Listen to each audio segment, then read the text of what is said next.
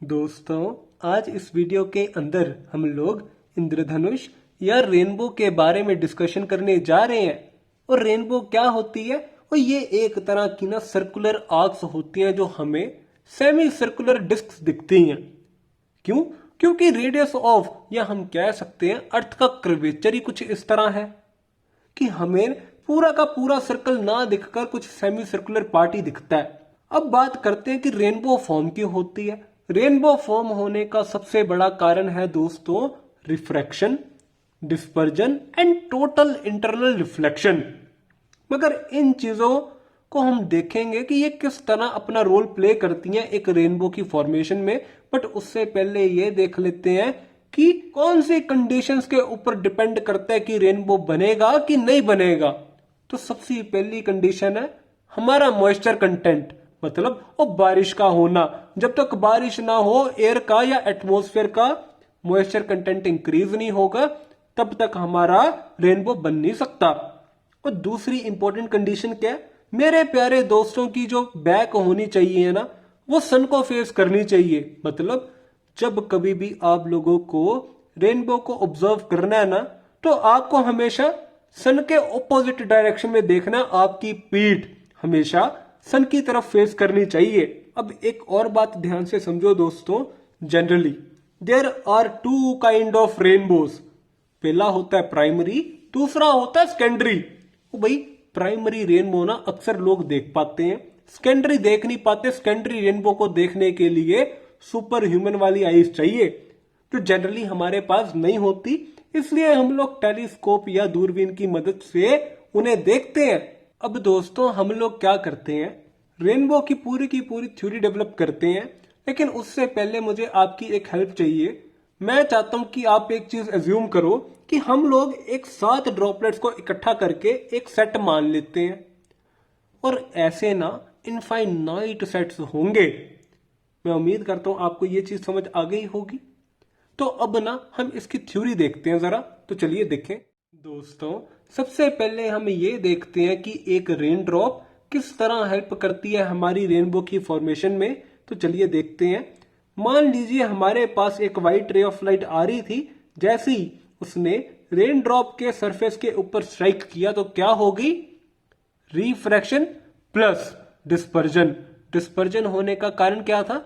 याद करो Cauchy uncle की देन, कॉचीज फॉर्मूला, जो बोलता है कि एक पर्टिकुलर सरफेस का जो रिफ्रैक्टिव इंडेक्स होता है ना, वो इंसिडेंट रे की वेवलेंथ के ऊपर डिपेंड करता है। जिसके चलते हम ये कह सकते हैं कि व्हाइट रे ऑफ लाइट ना 7 कंपोनेंट्स की बनी होती है। तो जनरली ये 7 कंपोनेंट्स के अंदर टूट जाएगी और दोबारा इस सरफेस के ऊपर क्या हो जाएगी?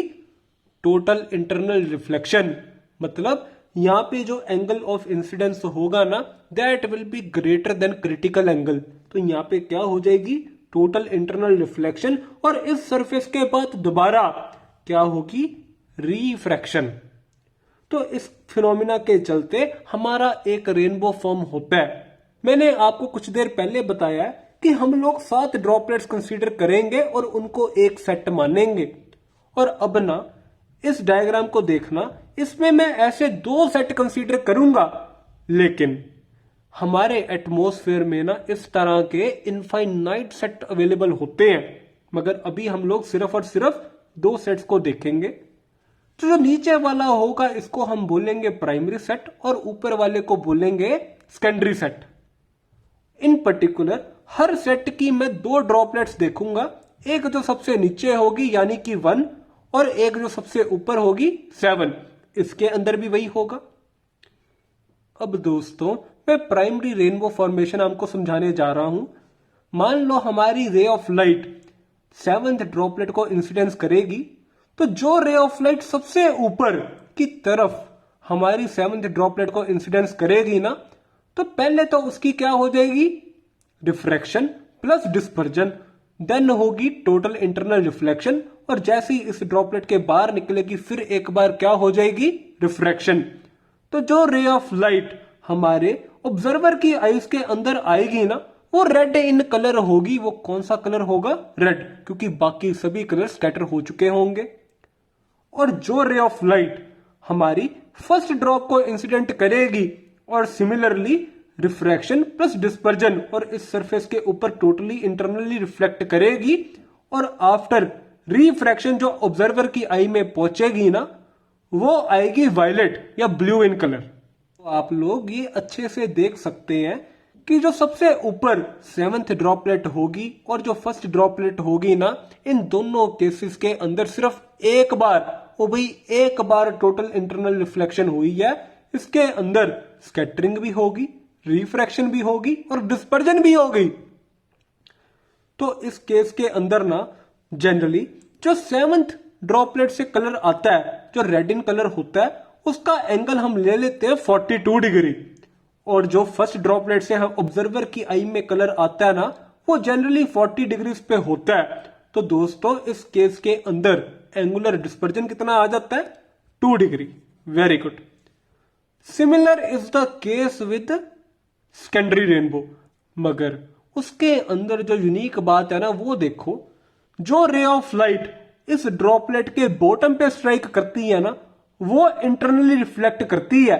अब देखो यहां पे एक रे ऑफ लाइट आई, ये रिफ्रैक्ट भी हुई और इसकी डिस्पर्जन भी होगी, लेकिन इस पॉइंट के ऊपर क्या हुई है टोटल इंटरनल रिफ्लेक्शन। ओ भाई फिर ये इस पॉइंट को स्ट्राइक की, इस पॉइंट के ऊपर दोबारा होगी टोटल इंटरनल रिफ्लेक्शन। तो अब ध्यान से देखो यहां पर 2 बार टोटल इंटरनल रिफ्लेक्शन हुई है और उसके बाद कहीं जाकर ये ऑब्जर्वर की आई में आई है। मगर एक और इंपॉर्टेंट बात, अब जो 7th ड्रॉपलेट होगी ना अनलाइक द प्राइमरी रेनबो उसका कलर होगा वायलेट या ब्लू और जो फर्स्ट ड्रॉपलेट होगी ना सेकंड सेट की वो कौन से कलर की होगी रेड। थोड़ा यहां पर मैंने गलत बना दिया है, इस केस के अंदर भी जो इंसिडेंट रे आएगी ना वो बॉटम पे स्ट्राइक करेगी, जो ऊपर वाली होती है ना वो जनरली टोटली इंटरनली रिफ्लेक्ट नहीं होती, जो बॉटम पर आती है ना सेकेंडरी में वो टोटली इंटरनल रिफ्लेक्शन शो करती हैं। यानी कि कुछ इस तरह जो बॉटम पे स्ट्राइक करती है टोटली इंटरनली रिफ्लेक्ट होती है कितनी बार 2 बार। और दोस्तों एक और बात याद रखना, जो ब्लू कलर की रे ऑफ लाइट ऑब्जर्वर की आई में आती है ना उसका एंगल जनरली होता है 53 डिग्री सेकेंडरी के लिए और जो रेड रे ऑफ लाइट आती है उसका एंगल होता है 50 डिग्री। तो इस केस के अंदर मतलब सेकेंडरी के लिए एंगुलर डिस्पर्जन कितना आ जाता है 3 डिग्री।